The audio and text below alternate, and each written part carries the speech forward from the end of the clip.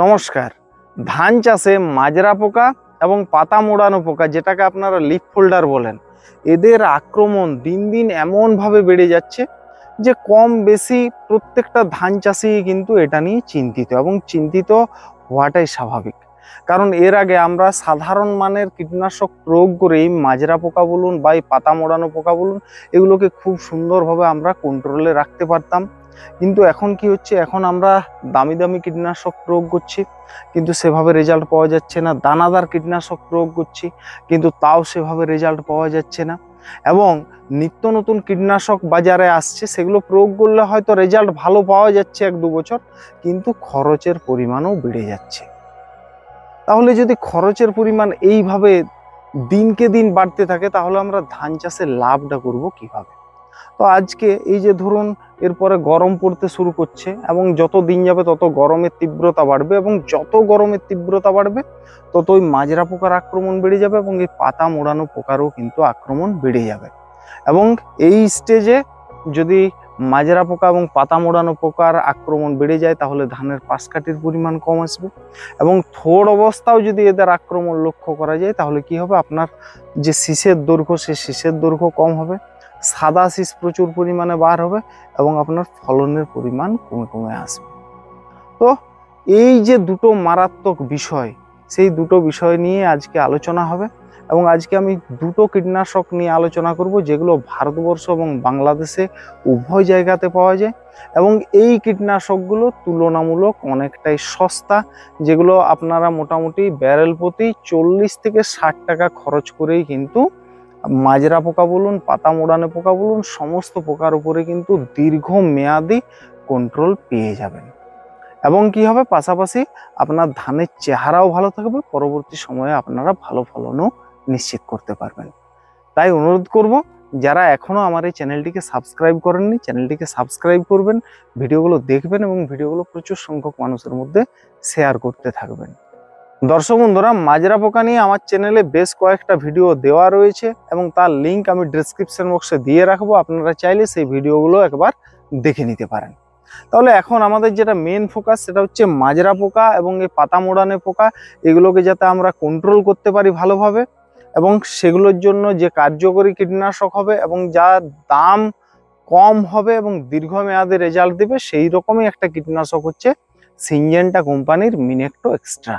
এটা ভারতবর্ষ এবং বাংলাদেশে উভয় জায়গাতে পাওয়া যায়। বাংলাদেশে এটা আপনারা মাইনেক্সট্রো এক্সট্রা নামে পেয়ে যাবেন। এর মধ্যে যে দুটো উপাদান রয়েছে, সেটা হচ্ছে স্যান্ট্রানিলিপ্রোল 16.9%, এবং তার সাথে রয়েছে লুফেনুরন, এটাও রয়েছে 16.9%। এর ডোজ হচ্ছে প্রতি 15 লিটার জলে মাত্র 2 ml। ঠিক আছে, এটা আপনারা ব্যবহার করবেন, এবং যদি এটা আপনারা ব্যবহার করেন তাহলে খুব সুন্দর রেজাল্ট পাওয়া যাবে। এবং এর মধ্যে কি রয়েছে, কন্ট্যাক্ট এবং সিস্টেমিক, পাশাপাশি ট্রান্সলেমিনার অ্যাকশনও কিন্তু এর মধ্যে রয়েছে। অর্থাৎ এই কীটনাশকটা যদি আপনারা প্রয়োগ করেন, তাহলে আলাদা করে আর আপনাকে আঠা প্রয়োগ করার কোনো প্রয়োজন নেই। এবং এটা হচ্ছে একটা ব্রড স্পেকট্রাম ইনসেকটিসাইড, অর্থাৎ এই কীটনাশকটার বহুমুখী কিন্তু কার্যকারিতা রয়েছে।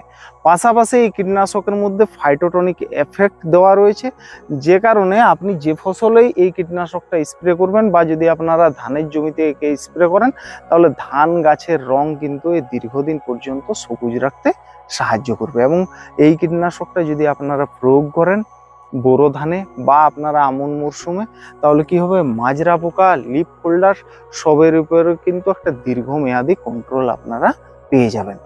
এবং এই যে মিনেক্টো এক্সট্রা, এর সাথে যদি আপনারা এসাটাপ প্রতি লিটার জলে 2 গ্রাম হারে দুটোকে একসাথে মিশিয়ে প্রয়োগ করেন, তাহলে আরও ভালো রেজাল্ট পাওয়া যাবে। এবং ভারতবর্ষ বাংলাদেশে উভয় জায়গাতেই এসাটাপ পাওয়া যায়।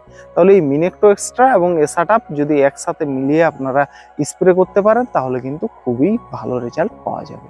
দর্শক বন্ধুরা, আপনারা যদি এই কীটনাশকটি প্রয়োগ করেন, তাহলে আপনাদের ব্যারেল প্রতি খরচা পড়বে মোটামুটি 50 থেকে 60 টাকার মধ্যে। দর্শক বন্ধুরা, আমি যে দ্বিতীয় কীটনাশকটির কথা বলবো, সেটা হচ্ছে বায়ার কোম্পানির ফেনোস্কুইক। এবং এই ফেনোস্কুইক ভারতবর্ষ এবং বাংলাদেশে উভয় জায়গাতে পাওয়া যায়।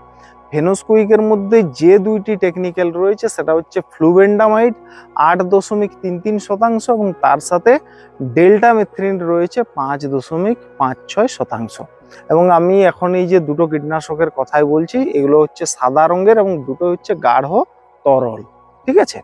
তো এই যে ফেনোস্কুইক, এটা আপনারা সিস্টেমিক, কন্টাক্ট দুটো অ্যাকশনেই পেয়ে যাবেন এবং এটা হচ্ছে ব্রড স্পেকট্রাম ইনসেকটিসাইড, অর্থাৎ এই কীটনাশকটারও বহুমুখী কার্যকারিতা রয়েছে। এবং এই কীটনাশকটা যদি আপনারা প্রয়োগ করেন তাহলে লিফ ফোল্ডার পাশাপাশি মাজরা পোকার উপরও কিন্তু দারুণ কন্ট্রোল পেয়ে যাবেন।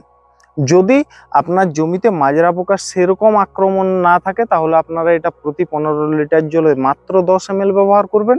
আর যদি মাজরা পোকার আক্রমণ একটু বেশি থাকে তাহলে আপনারা কি করবেন, প্রতি 15 লিটার জলে 12 ml পর্যন্ত ব্যবহার করবেন।